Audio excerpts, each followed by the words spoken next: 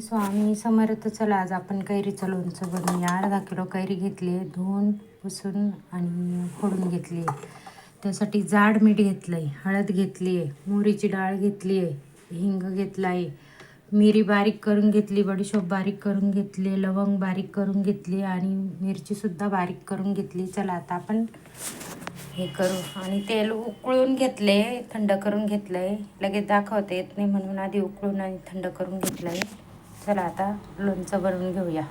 सगळ्यात पहिले मोहरीची डाळ टाकून घेऊ, त्यात लाल तिखट टाकून घेऊ, मिरी पावडर, सोप पावडर, लवंग आबडधोबड, हळद पावडर, जाड मीठ.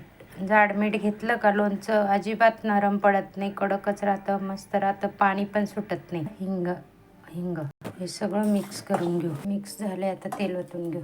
आपला मसाला रेडी. आता त्यात आपली कैरी टाकून बघा, आपलं लोणचं तयार आहे. गावाकडचं लोणचं.